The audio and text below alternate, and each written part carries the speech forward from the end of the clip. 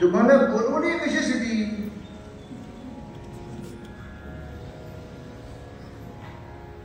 माझं पुरोहित तुम्हाला दक्षिणा देते को? मांडव कोणी घातला? मग माझ्या घरच्या कामा व्यतिरिक्त दुसऱ्या असलेल्या कामासाठी माझा मांडव तुम्ही का वापरता? तुम्हाला तुमची काय उपद्या करायची असतील तर दुसरा मांडव घ्या. माझ्या घरच्यामध्ये तुमचं हे उपद्या कशाला? रावण येवो, नाही तर डोक्यावर बसो, नाही तर अजून कुठे बसो, मला काय गरज आहे? वाय आय मला फक्त बोलत आहे. असं जर दशरथाने म्हटलं तर काही दोष देता येत नाही. पण किमान या सगळ्या ऋषींनी ठरवलं, कोणत्याही कारणाने आपण एकत्र आलो की आधी आपल्या सगळ्यांच्या तपस्या अशा पणाला लावायच्या की भगवत शक्तीचा अवतार झाला पाहिजे. आणि हे झाल्यावर मग यजमानाच्या कौटुंबिक कार्याकडे जायचं. यजमानाला विचारायचं, आता तुमच्याकडे काय वास्तू शांत आहे? चांगलं, वास्तू शांत करणारच आहे. तर त्याच्या आधी एखादा एकत्र आलोच आहोत, एक महारुद्र करतो, प्रार्थना करतो, जरा लवकर या, फार वाट बघायची वेळ लागणार. आणि शेवटी आपण रस्ता किती चांगला स्वच्छ करतो त्याच्यावरती पुढच्या मोटरची स्पीड अवलंबून राहतो.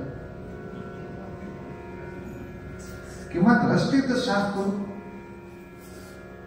आणि या नियमाला अनुसरून त्या सगळ्या ऋषींनी दशरथाच्या अयोध्येत भगवंताला ती प्रार्थना केली, लवकर या रे बाबा, लवकर या पद्मनाभा,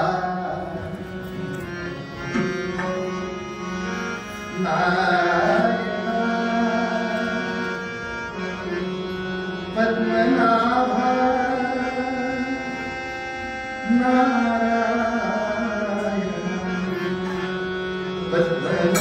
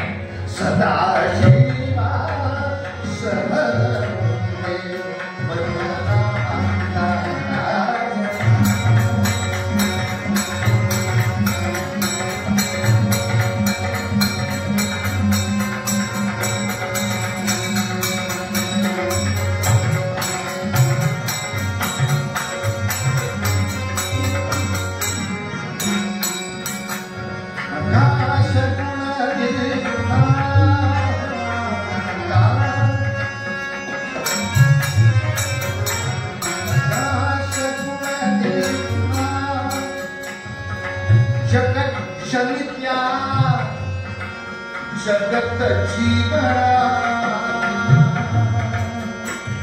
वसुदेव देवकी नंदना वसुदेव देवकी नंदना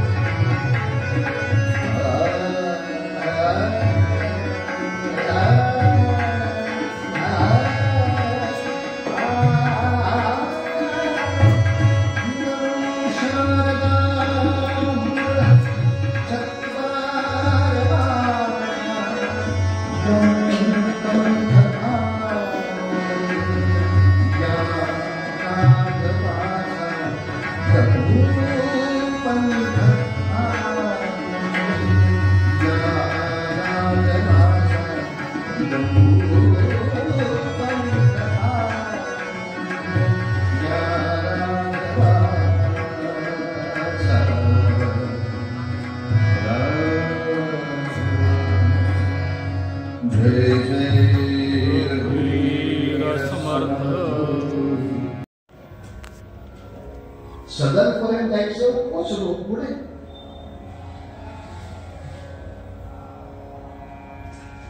ते असं थोडस चिंतन करून असं उत्तर शोधावं लागेल.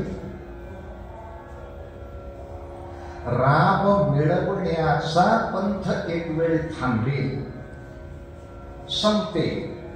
राम मिळेल, एकदा मिळाला परत तो आपल्यापासून दूर जाण्यासारखा नाही, इथपर्यंत जमेल. प्रश्न आहे राम कार्याचा पंथ.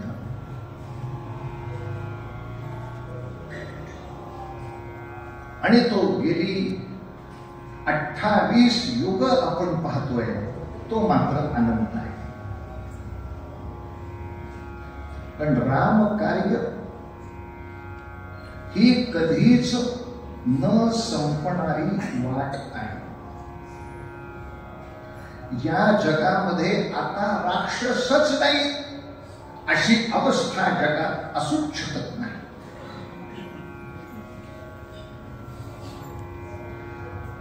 राक्षसांची, रावणांची निर्मिती करणं हा प्रकृतीचा स्वभाव आहे.